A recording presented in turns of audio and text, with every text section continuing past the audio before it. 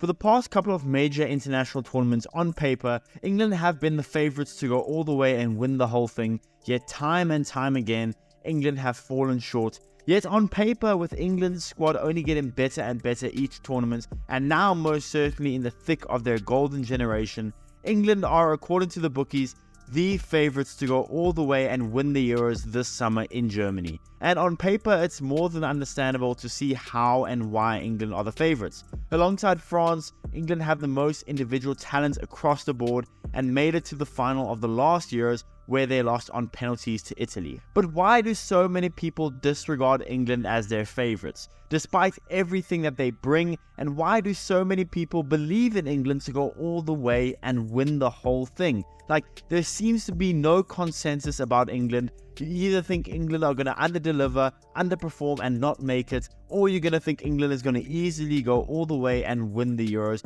There is no in between. So in today's video, we will be discussing whether or not England can actually go all the way and win the Euros, or if this is going to be yet another tournament that England's golden generation falls short in. So what's going on, everyone? You are listening to Back of the Net here. I hope you're all doing well. Please be sure to like the video, subscribe if you haven't already, and let's get into it. Now, in terms of individual talents, England and France are by far and away the top two teams in the tournament.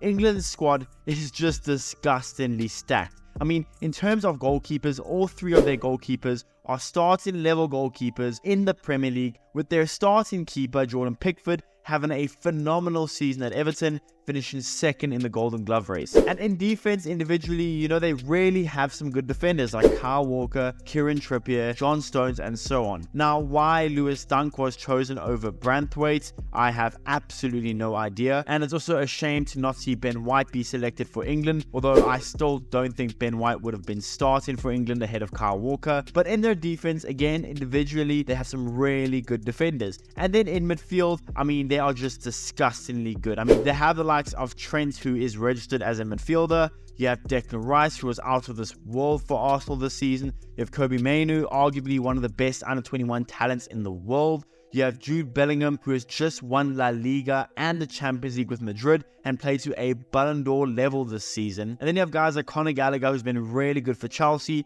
and you have Adam Morton, who's been really good for Palace. Both of them could provide something coming off the bench for England. England's midfield is stacked. And then you go to their attacking options, and it only becomes even more jaw-droppingly good. In terms of your attacking options off the bench, you have West Ham's Jarrod Bowen coming off a season where he got 20 goals and 10 assists in 44 games. You have Eze from Crystal Palace, who himself got 11 goals and 6 assists in 31 games. You have Anthony Gordon from Newcastle United, who got 12 goals and 11 assists in 48 games. You have Ivan Toney and Ollie Watkins, who on their day can rip up just about any defense in the world. You then have Cole Palmer, who probably won't be a starter for England, but he's coming off a very good season with Chelsea, where he finished off as the Premier League's second highest goal scorer, only behind Erling Haaland, and finishing off his season scoring 27 goals, getting 15 assists in 48 games for Chelsea at the age of just 22 years old, which is just mental. And then you have presumed your starting three, right? You have Bukayo Saka on the right wing, coming off an extremely impressive season with Arsenal, scoring 20 goals, getting 14 assists in 47 games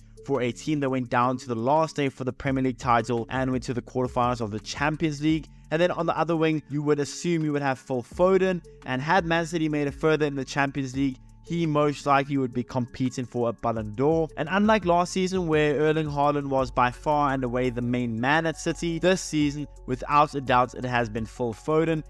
Foden got 27 goals and 12 assists in 53 games at the age of just 24 years old this season.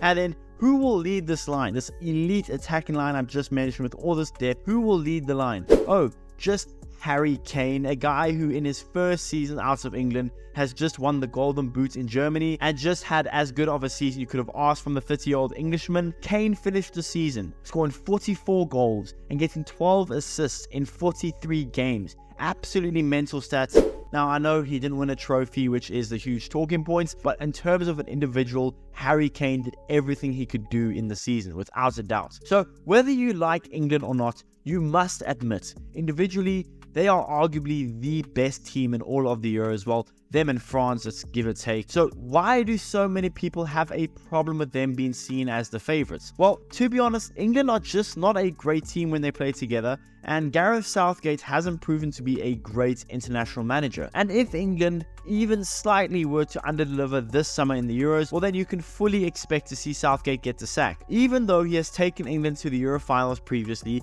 he has taken England to the World Cup semi-finals previously, he just doesn't bring the most exciting style of football to this team and tends to play very conservative and somewhat defensive. And if you can't manage to get results playing conservatively, well then players and fans will quickly turn on you and you just won't look like that competent of a manager. Regardless, I still think Southgate is an okay manager. I just don't think he's the right manager for this selection of players. I think with this selection of players, you have to be a very attacking manager, maybe even a 3 at the back type manager. I just don't think Southgate is the right guy to be playing with these players, but it is what it is. I still think anything less than a final appearance with this England team, with the players that you have, with the hype that you have, with the pressure that you have on you, anything less than a finals appearance in the Euros, regardless of who you get drawn against, I think would be a miserable performance from this English team. I just do. I think they have to make it to the finals, and if they don't, well then I expect to see Southgate get sacked. I just do. In terms of individual talents, England have all the right to be the favourites in the Euros. There's no doubt about that.